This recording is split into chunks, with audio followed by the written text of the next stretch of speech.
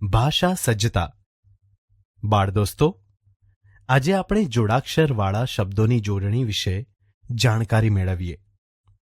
જોડાક્ષરવાળા શબ્દો એટલે કે બે કે તેથી વધુ અક્ષરો એકબીજાની પાસે આવીને જોડાઈ જવું તે.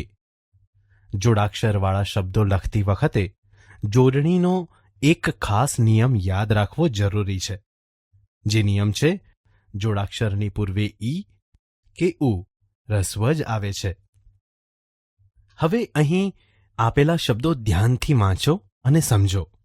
નિષ્ક્રિય, વિશ્વ વિક્રમ, ઉત્સુક, સિદ્ધિ, ઓલિમ્પિક, જુસ્સો. બાળ દોસ્તો, અહીં આપેલા શબ્દોમાં તમે જોશો કે એક અક્ષર બીજા અક્ષર સાથે જોડાવાથી બને છે અને આવા જોડાક્ષરની આગળ હંમેશા ઈ કે ઉ રસ્વ જ આવે છે. જેમ કે જુઓ, પહેલો શબ્દ છે નિષ્ક્રિય. અહીં તમે જોશો તો ધ્યાનમાં આવશે કે નિષ્ક્રિય શબ્દમાં સ્ક્રી એ જોડાક્ષર છે, જે શ, ક અને ર જેવા અક્ષરો જોડવાથી બને છે અને આ જોડાક્ષરની આગળ ની અક્ષરમાં ઈ રસ્વ જ આવે છે.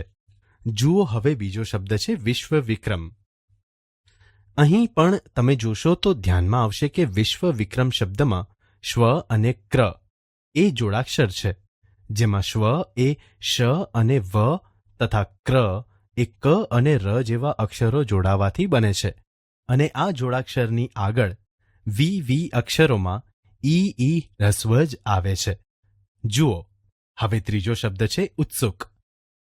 અહીં પણ તમે જોશો તો ધ્યાનમાં આવશે કે ઉત્સુક શબ્દમાં સુ એ જોડાક્ષર છે, જે ત અને સ જેવા અક્ષરો જોડાવાથી બને છે અને આ જોડાક્ષરની આગળ ઉ રસ્વ જ આવે છે.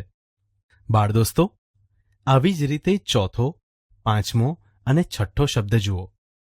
ચોથો શબ્દ છે સિદ્ધિ, જેમાં દ્વિ એ જોડાક્ષર છે અને તે દ અને ધ જેવા અક્ષરો જોડાવાથી બને છે અને આ જોડાક્ષરની આગળ સી અક્ષરમાં ઈ રસ્વ જ આવે છે.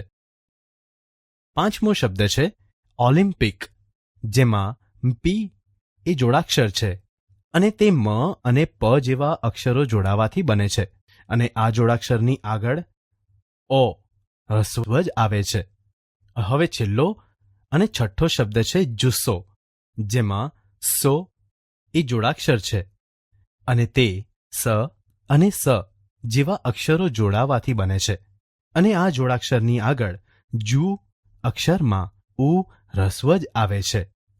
ટૂંકમાં યાદ રાખો કે જોડાક્ષરવાળા શબ્દોમાં જોડાક્ષરની આગળના અક્ષરમાં ઈ કે ઉ રસ્વ જ આવે છે.